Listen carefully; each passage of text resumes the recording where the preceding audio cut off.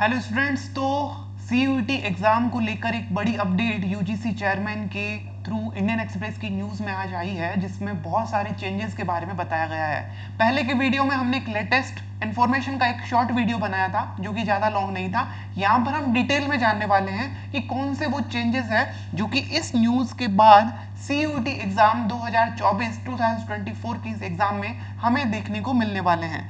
तो हमने इस एग्जाम की जो न्यूज़ है उसको लगातार कवर करते हुए देखा है कि एग्जाम थोड़ा सा डिले हुआ है, यानी कि कुछ बड़े अपडेट, कुछ बड़ी चेंजेस इस बात को ध्यान में रखते हुए लिए गए हैं कि एग्जाम में स्टूडेंट्स को ज़्यादा से ज़्यादा फायदा हो और उनकी प्रॉब्लम्स को काफ़ी कम किया जाए। आपको पता होगा कि जो पहला शिफ्ट था, जो पहला एडिशन था इस एग्जाम का, वो हुआ था 2022 में, कोविड का टाइम था। 2022 में जब ये एग्जाम हुआ तब बहुत जगह टेक्निकल डिफिकल्टीज थी और कुछ जगह एग्जाम को लेकर इतनी अवेयरनेस नहीं थी। इस वजह से एग्जाम में काफ़ी चेंजेस भी किए गए और एग्जाम को थोड़ा इजी बनाया गया। 2023 में जब ये एग्जाम हुआ तो उसका पैटर्न लगभग 2022 के अकॉर्डिंग ही रहा और उसी के अकॉर्डिंग जो कोर्सेज में एडमिशन है वो हुए, लेकिन इसमें नंबर ऑफ यूनिवर्सिटीज इंक्लूड हुई। अब इस एग्जाम को इस तरह से बनाया गया है न्यू एजुकेशन पॉलिसी के अकॉर्डिंग कि इस एग्जाम में ज़्यादा से ज़्यादा बच्चों को फायदा मिले। अब ऐसी कंडीशन में जो रूरल एरियाज हो गए, रिमोट एरियाज हो गए, जहां पर ना तो ट्रांसपोर्टेशन की इतनी सुविधाएं होती है, ना बच्चों को इतना एजुकेशन के लिए प्रमोट किया जाता है, ऐसी कंडीशन में जो यूजीसी चेयरमैन है, यूजीसी क्या है पहले ये समझ लीजिए। यूजीसी यूनिवर्सिटीज को कंट्रोल करने वाली और उनको ग्रांट देने वाली, उनके लिए रेगुलेशन बनाने वाली एक बॉडी है। एक यूनिवर्सिटी को यूजीसी के थ्रू ही मान्यता मिलती है, यानी कि उसी के अकॉर्डिंग डिग्री वगैरह अलॉट होती है, सिलेबस वगैरह तैयार किए जाते हैं। अब ऐसी कंडीशन में हायर एजुकेशन को अच्छा बनाने के लिए यूजीसी की रिकमेंडेशन थी न्यू एजुकेशन पॉलिसी में कि ऐसा एग्जाम बनाया जाए। अब इस एग्जाम में जो प्रॉब्लम थी बड़ी, वो ये है कि आज भी हमारे देश में बहुत सारे ऐसे एरियाज हैं जहां पर कंप्यूटर बेस्ड एग्जामिनेशन करवाने की कंडीशन नहीं है। ऐसी कंडीशन में ओएमआर शीट के एग्जाम काफी इजीली हो सकते हैं। तो इस एग्जाम को हाइब्रिड मोड पर बनाने की कोशिश की गई है कि आपका जो पेपर होगा वो ओएमआर शीट पर भी होगा और कंप्यूटर बेस्ड टेस्ट भी होगा। अब ऐसी कंडीशन में जिस तरह से इस न्यूज में बातें लिखी गई है, तो मान के चलिए काफी ज्यादा बदलाव होने वाले हैं। यहाँ पर जो बदलाव हैं अगर उन्हें हम देखें तो एक तो एग्जाम मोड में बदलाव हो गया कि हाइब्रिड भी, यानी कि ऑनलाइन भी होगा और ऑफलाइन भी होगा। दूसरा यहाँ पर ये लिखा है कि डिफिकल्टी लेवल कम किया जाएगा।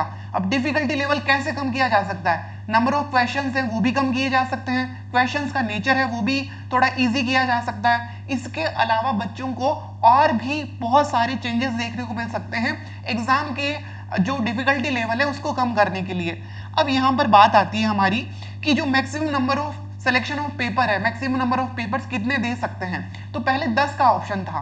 अब 10 अगर कोई सेलेक्ट करता है बच्चा तो उसे मल्टीपल डेज एग्जाम देना पड़ता था। ऐसी कंडीशन में बच्चों को एग्जाम देने के लिए जगह जगह से अलग अलग जगह आना पड़ता था, क्योंकि वहां से उनके घर के पास एग्जाम का जो एनटी का सेंटर है वो नहीं था। ऐसी कंडीशन में एग्जाम को लेकर जो परेशानियां आई उसकी वजह से ये डिसीजन लिया गया।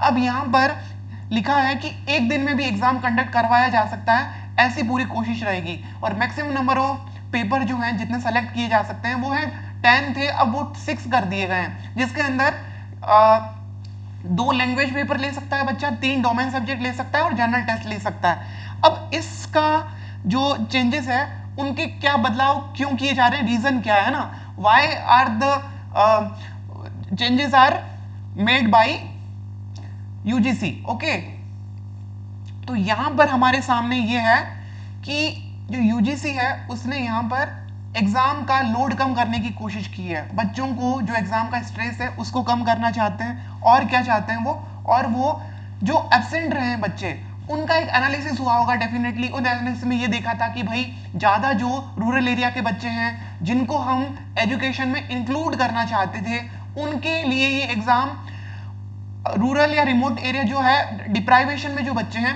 उनके लिए ये एग्जाम ज़्यादा फ्रेंडली नहीं हो पा रहा है। तो उसको हम कैसे बना सकते हैं, है ना। रिमोट लोकेशन की प्रॉब्लम जैसे मैंने आपको बता दिया, एक्सेसिबिलिटी की प्रॉब्लम हो सकती है, इलेक्ट्रिसिटी की प्रॉब्लम हो सकती है, बहुत सारी ऐसी चीज़ें हैं जिसकी वजह से इस एग्ज़ाम को काफ़ी ज़्यादा बच्चे नहीं दे पाए थे।